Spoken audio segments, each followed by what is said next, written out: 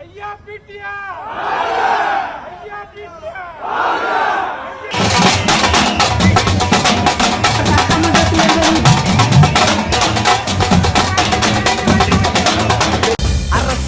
இதுதானா, நடப்பது சரிதானா, கேள்விதான் கேட்க போனா.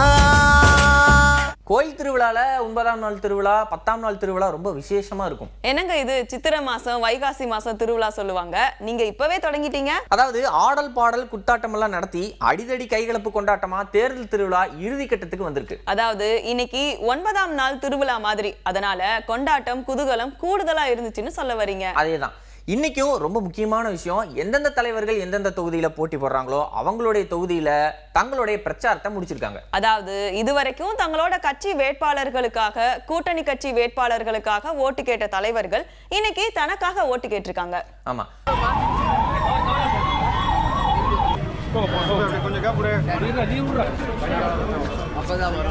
கொளத்தூர்ல ஸ்டாலின், எடப்பாடியில பழனிசாமி, காரைக்குடியில சீமான், சென்னை பெரம்பூர் சுற்று வட்டார பகுதியில விஜய் அப்படி தேர்தல் பிரச்சாரத்தை நடத்தி முடிச்சிருக்காங்க.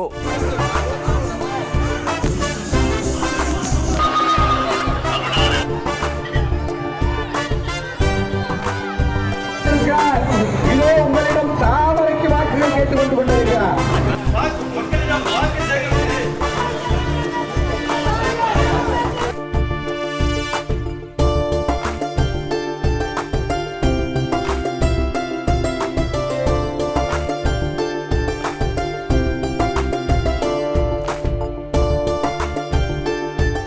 திராவிட முன்னேற்ற கழகம் ஆட்சிக்கு வந்து 5 வருடம் ஆச்சு.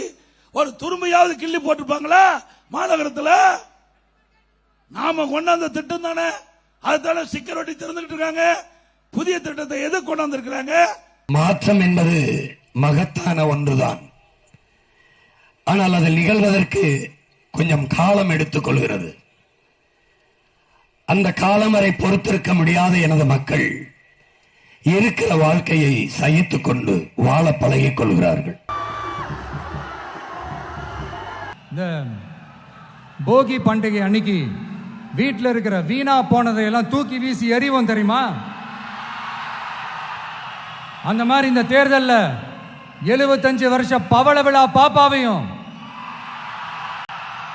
55 வருஷ பல்லாங்குழி பாப்பாவையும் தூக்கி வீசி எறிவோமா? ஒரு நியூ கவர்னன்ஸ், ஒரு குட் கவர்னன்ஸ் ஒன்று கொண்டு வரலாமா? நீங்க இந்த திமுக ஓட்டு போடுறது, மற்றும் பலருக்கு ஓட்டு போடுறது, பாஜக ஓட்டு போடுறது, யாருக்கு ஓட்டு போட்டாலும் சுத்தி சுத்தி நீங்க பாஜகவுக்கு ஓட்டு போடுற மாதிரி தான். ஒட்டுமொத்த தமிழ்நாட்டு மக்களுக்கும் எதிரான ஓட்டு. நீங்க ஒன்று கவனிச்சிங்களா? ஒட்டுமொத்தமா எல்லாருமா சேர்ந்து ஒருத்தனை எதிர்க்கிறாங்க. திமுகவுல இன்னாள் அமைச்சர்கள், அதிமுகவுல முன்னாள் அமைச்சர்கள் அவங்கவுங்க தொகுதியில வித்தியாசமான முறையில தேர்தல் பிரச்சாரத்தை நிறைவு பண்ணிருக்காங்க. சட்டமன்ற தேர்தலிலே கோவை வடக்கு சட்டமன்ற தொகுதியினுடைய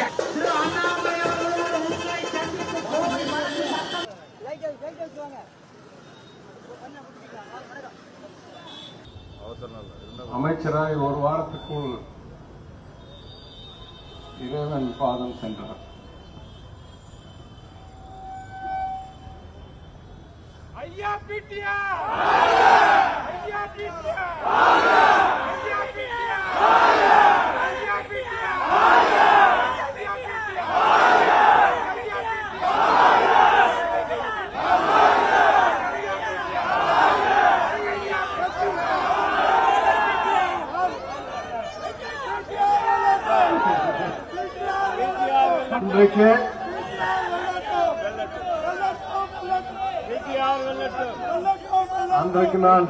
நிறைவு நாள் பிரச்சாரம் நிறைவாகவே இருக்கிறது. மக்களுக்காகத்தான் நான் இங்க போட்டி போடுகிறேன். எல்லாருக்கும் வணக்கம். இப்பதான் எல்லாமே பிரச்சாரத்தை இன்னைக்கு முடிஞ்சு போறேன். அண்ட் நம்ம எல்லாமே ஸ்டார் கேம்பெயினர்ஸ் மற்றும் எல்லாமே லீடர்ஸ் ஆஃப் பாஜக கட்சி எல்லாமே தமிழ்நாடு சுத்தி நல்லா பிரச்சாரம் பண்ணியாச்சு. இந்த வாட்டி நம்மளுக்கு நம்பிக்கை இருக்கு, நம்ம தான் ஜெயிச்சு போறேன். நன்றி. சக்தியாக வளர்ந்திருக்கிற நிலையில் 9க்கு 9 நாள் வெற்றி பெற வேண்டும். அப்படி என்றால் கடலூரிலே காங்கிரஸ் கட்சியுடைய வேட்பாளர் வழக்குரைஞர் சந்திரசேகர் வெற்றி பெற வேண்டுமா வேண்டாமா? வெற்றி பெற வைப்பீர்களா இல்லையா? இந்த வேண்டுகோள் தான். தோழர்களே, அடுத்து இன்னும் பல இடங்களுக்கு நான் செல்ல வேண்டும். இந்த விஜய்க்கு போடுற ஓட்டு மோடிக்கு போடுற ஓட்டு, ரெட்டலைக்கு போடுற ஓட்டு மோடிக்கு போடுற ஓட்டு, பாமகவுக்கு போடுற ஓட்டு மோடிக்கு போடுற ஓட்டு, அதெல்லாம் முகமூடி. இரட்டை இலை என்கிற முகமூடி அது மோடியின் முகமூடி. இரட்டை இலை பாருங்க, எலெக்ஷன் பிறகு இந்த கட்சியை என்ன பண்ண போறாங்க பாருங்க. விஜய் மட்டும்தான் சைக்கிள்ல போவாரா, நாங்களும் சைக்கிள்ல போவோம் அப்படின்னு விழுப்புரத்துல திமுக வேட்பாளர் சைக்கிள்ல சுத்தி வந்திருக்காரு. குளித்தலை திமுக வேட்பாளர் பைக்ல தொண்டர்கள் ஊர்வலம் நடத்த தேர்தல் பிரச்சாரம் பண்ணியிருக்காரு. செயலாளராக தன்னுடைய பணியை சிறப்பாக செய்யக்கூடியவர்.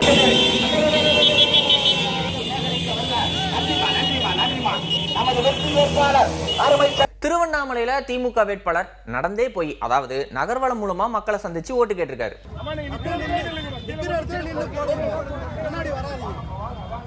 மன்னார்குடி தொகுதி திமுக வேட்பாளர் ஆடல் பாடல் நடனத்தோட உற்சாகமா தேர்தல் பிரச்சாரத்தை நடத்தியிருக்காரு.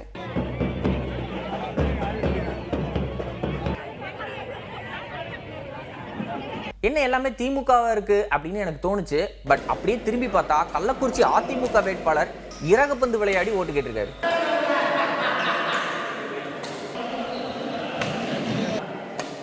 நாகர்கோவில்ல நடிகை கஸ்தூரி, ராஜபாளையத்துல நடிகர் சரத்குமார் 2 பேருமே அதிமுக பாஜக கூட்டணி வேட்பாளர்களை ஆதரிச்சு, அதாவது திமுகவை கடுமையா அட்டாக் பண்ணி பேசியிருக்காங்க. 59 தொகுதி மோடி அவர்கள் கொடுக்கிறாரு, அத வேணான்னு சொல்லிட்டு வந்திருக்கிறாங்க. இப்போ அந்த டீலிமிட்டேஷன் இருக்குல்ல, அது வரும்.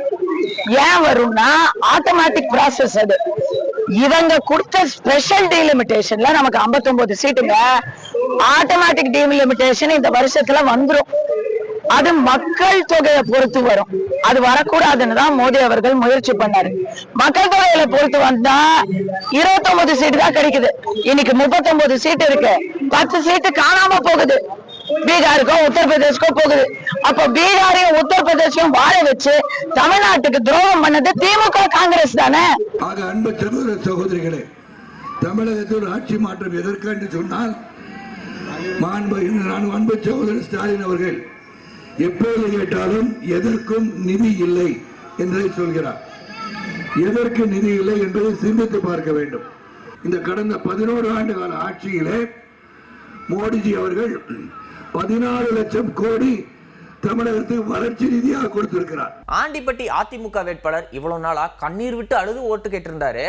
இன்னைக்கு கொஞ்சம் கலகலப்பா மாறி எல்லாரும் டிவியை பார்த்துட்டே இருங்க, லோகிராஜ் எனும் நான் அப்படின்னு சொல்லி எம்எல்ஏ பதவி ஏற்க போறேன் அப்படின்னு கூட்டத்தை கலகலப்பா மாத்திருக்காரு. எடப்பாடியாருடைய சிஎம் ஆக போறாரு. 4ஆம் தேதிக்குள்ள பாருங்க, டிவில வெளியாகிட்டு இருக்கும். இந்த ஊரை பார்த்தா ஜனங்கள்லாம் நீங்களாம் வேலைக்கு போக மாட்டாங்க. ஒட்டு மொத்தமா கொண்டாட்டம், எம்எல்ஏ கொண்டாட்டம், கோட்டையில பொறி ஏற்றி நம்மளுடைய எடப்பாடியார் சிஎம், நாளைக்கு எம்எல்ஏவோடு நாங்க அண்ணன் எல்லாம் பழனி வருவோம். பக்கத்துல போடி தொகுதியில ஓபிஎஸ் வருகைக்காக மக்கள் காத்திருந்தாங்க.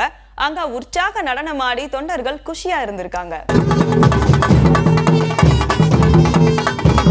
ஓபிஎஸ் இப்ப ரீசெண்டா தன்னுடைய பிரச்சாரத்துல நிறைய பேருக்கு தளபதி அப்படின்னு பேர் வைக்கிறதா பார்த்து பக்கத்துல இருந்தவங்க 2 in 1 இருக்குமோ அப்படின்னு எதிர்காலத்தையும் பிளான் போட்டு பேர் வைக்கிறாருன்னு சொல்லியிருக்காங்க. கவின் தளபதி என்ற பெயரை வைத்திருக்கிறார் அண்ணன் பன்னீர்செல்வம். புரியலையே. அப்படிதான் அவங்களும் சொல்லியிருக்காங்க, புரியலையா. ஆனா ஃபியூச்சர் பிளானா. பெரம்பூர் தொகுதி பாமக வேட்பாளர் திலகபாமாவுக்கு ரூபாய் நோட்டு மாலை அணிவிச்சிருக்காங்க. அவங்க அப்படியே ஷாக் ஆயிட்டாங்களாம். ஏன் பறக்கும்படை கையில சிக்கிடக்கூடாதுன்னு பதறி போயிட்டாங்களா? அப்புறம் அதெல்லாம் டம்மி நோட்டுன்னு சொல்லி மரியாதை பண்ணிருக்காங்க. டம்மி நோட்டு ஓகே, டம்மி ஓட்டு போட்டுறாதீங்க ராசாக்களா. இறுதிக்கட்ட தேர்தல் பிரச்சாரத்துல எல்லா தலைவர்களும் திறந்தவெளி வாகனத்துல மக்களை சந்திச்சு தேர்தல் திருவிழாவை நிறைவு பண்ணிருக்காங்க. முதல்வர் வேட்பாளர்கள், தேசிய கட்சி தலைவர்கள் எல்லாருடைய பிரச்சாரம், தொண்டர்களுடைய உற்சாகத்தோட இந்த தேர்தல் திருவிழா சிறப்பா நடந்து முடிஞ்சிருக்கு.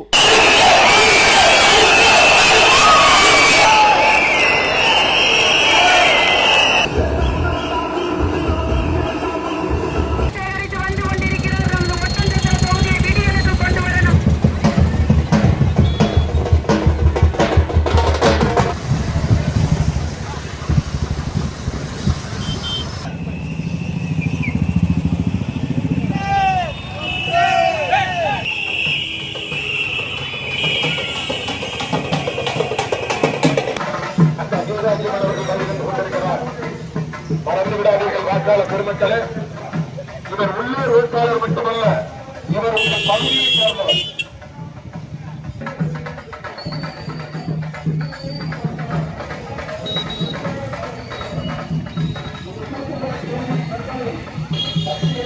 உங்கள் கோரிக்கைகள் குறைகள் எதுவாக இருந்தாலும் அவற்றை பணிவோடு கனிவோடு வைத்து அவற்றை துணிவோடு.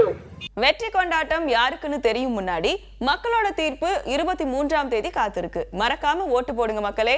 நன்றி, வணக்கம்.